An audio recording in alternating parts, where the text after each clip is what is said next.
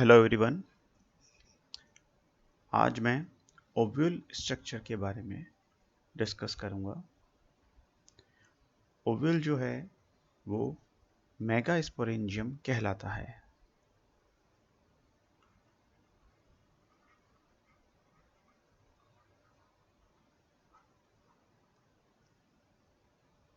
Ovule हमेशा placenta पर arise होता है और किसी भी ओवरी के अंदर ओव्यूल्स का जो अरेंजमेंट है उसे प्लेसेंटेशन कहते हैं।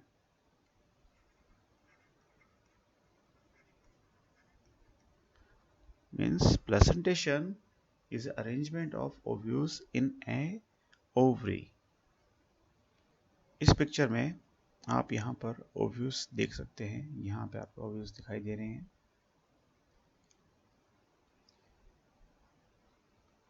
इस पिक्चर के अंदर आप ओव्यूल का लॉन्गिट्यूडनल सेक्शन देख रहे हैं।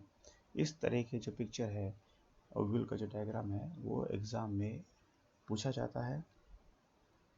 एंजियोस्पर्म ओव्यूल की जो सेंट्रल बॉडी है उसे न्यूसेलस कहते हैं। यहाँ पे आप ध्यान से देखिए, ये पूरा का पूरा जो सेंट्रल बॉडी है वो न्यूसेलस कहलाती है। ये कंप्लीटली पार्ट। और न्यूसेलस जो है वो एम्ब्रियो जो सैक दिखाई दे रहा है आपको, ये वाला पोर्शन, इसको इनक्लोज करती रहती है, घेरती है। तो यहाँ ओव्यूल का जो सेंट्रल मास है वो आपको दिखाई दे रहा है, ये है न्यूसेलस। अब दूसरा इंपॉर्टेंट पोर्शन आता है फिनिकलस, या फिनिकल भी कहते हैं। ये वो स्टॉक है जिसके द्वारा ओव्यूल जो है वो प्लेसेंटा से जुड़ता है, इसे कहते हैं फिनिकल।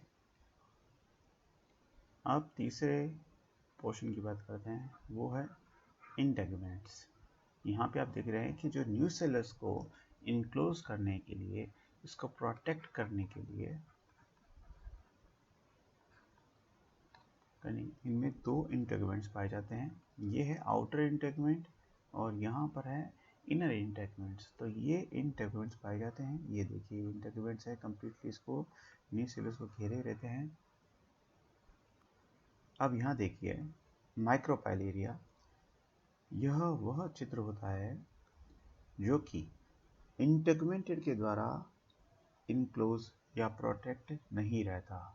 ये देखिए, ये है माइक्रोपाइलेरिया। यहाँ पे देखिए किसी प्रकार का इनक्लोज या प्रोटेक्शन नहीं है इंटेगुमेंट के द्वारा। नेक्स्ट हम बात करते हैं हाइलम की।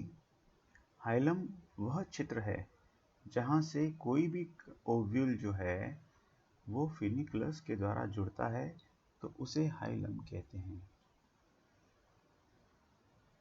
यहाँ जो आप देख रहे हैं वेस्कुलर बंडल सप्लाई, ये सप्लाई है जहाँ से जो न्यूट्रिशन है या एनर्जी है, फूड है, वो ओव्यूल तक पहुँचाया जाता है। ये वो एरिया है वेस्कुलर बंडल सप्लाई का एरिया। एनाट्रोपस ओव्यूल के अंदर जब फ्यूनिकुलस किसी भी ओव्यूल की बॉडी के साथ में फ्यूज होता है तो वहाँ पर एक रिज लाइक स्ट्रक्चर बनाता है,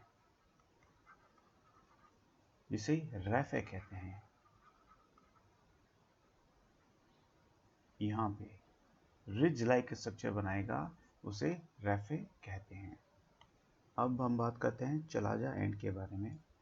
तो किसी भी ओव्यूल का पार्ट जहाँ पर फिनिकुलस, इंटेगुमेंट्स और न्यूसेलस फ्यूज होता हो, ये तीनों फ्यूज होते हों, कौन कौन से? न्यूसेलस, फिनिकल और इंटेगुमेंट।